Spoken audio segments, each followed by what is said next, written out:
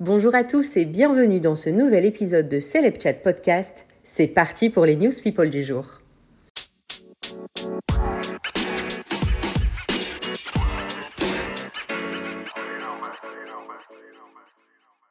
Qui se souvient de l'actrice Shannen Doherty ?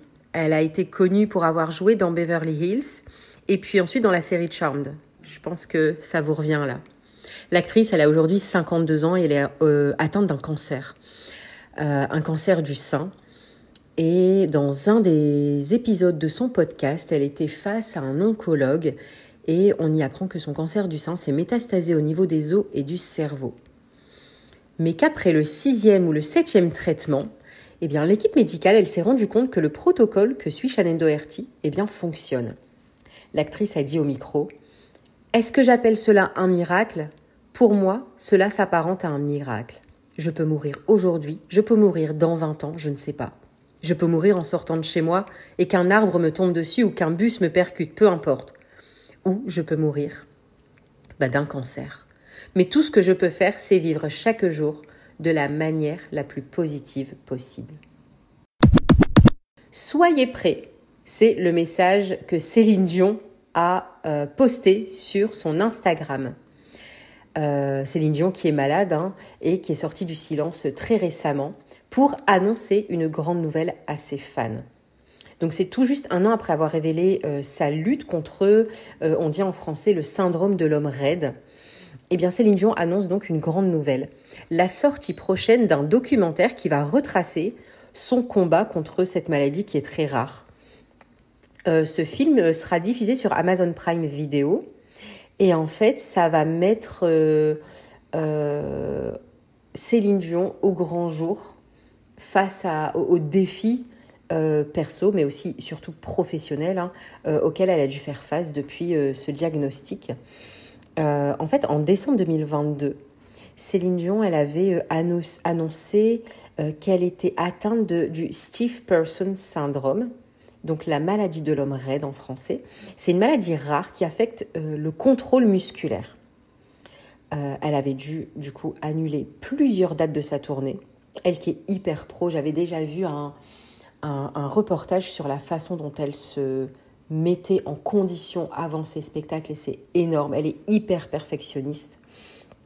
Et en fait, elle avait dû se retirer temporairement pour se concentrer sur sa santé. D'ailleurs, Claudette Dion, sa sœur, elle avait partagé une entrevue avec un média canadien.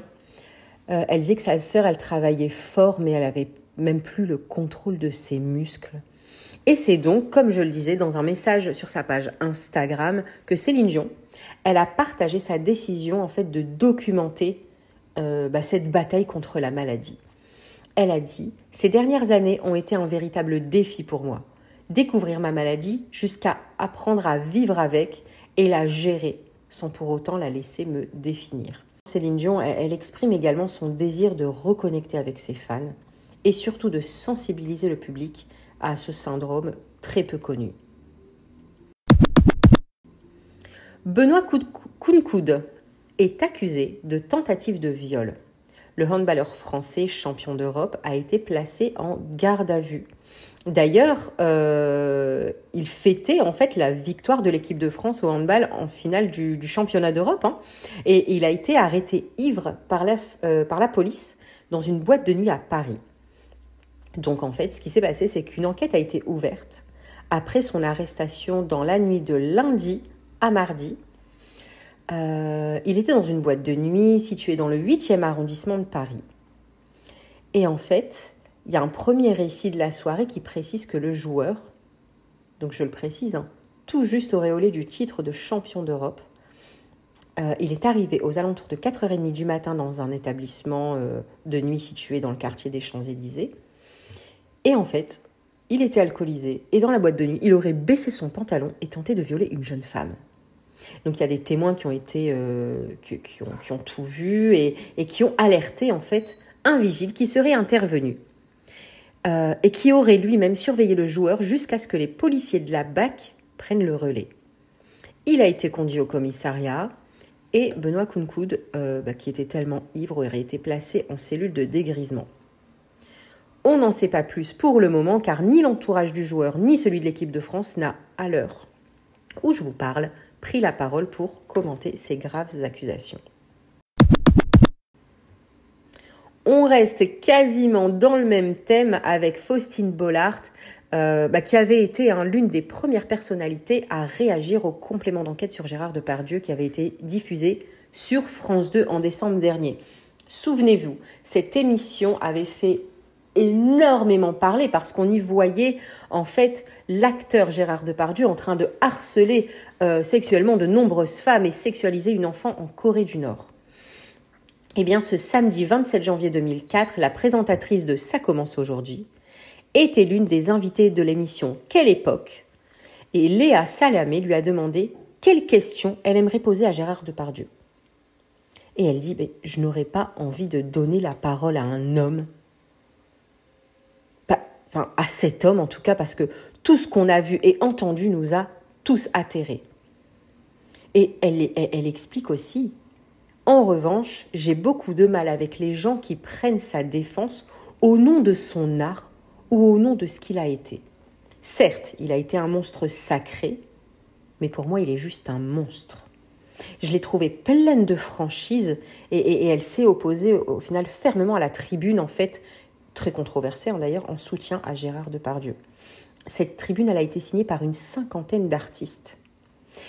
D'ailleurs, Faustine Bollaert, quelques minutes avant de s'exprimer sur Gérard Depardieu, elle révélait avoir eu très peur en se retrouvant seule un jour avec Dominique Strauss-Kahn dans une loge.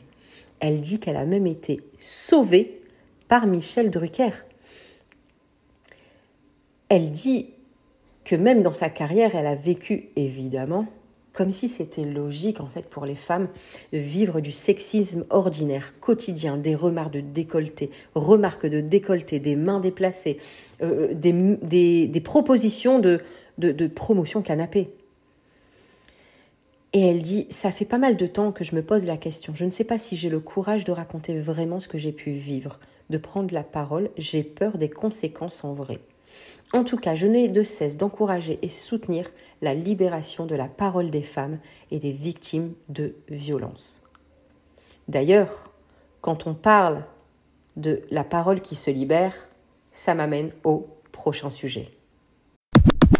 Ce mercredi 31 janvier 2024, le magazine Elle a publié les résultats d'une enquête approfondie qui a révélé plusieurs témoignages accablants concernant le célèbre psychanalyste Gérard Miller. Je ne sais pas si vous voyez, son visage est assez connu. Il a fait ses apparitions dans l'émission de Laurent Ruquier. Et en fait, ce dernier, il est confronté à des allégations d'agression sexuelle qui secouent aujourd'hui du coup le monde de la psychanalyse. Et en fait, ce qui est troublant, c'est les témoignages qui sont recueillis dépeignent toujours le même schéma, le même comportement inapproprié et une façon de manipuler en fait ses patientes. Gérard Miller en fait est spécialisé dans l'hypnose surtout.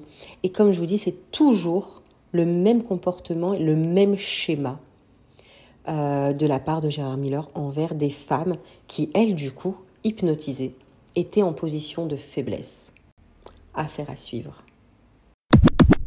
Voilà, c'est fini pour aujourd'hui, mais on se retrouve demain pour de nouvelles news people sur Celeb Chat Podcast. Ciao, ciao!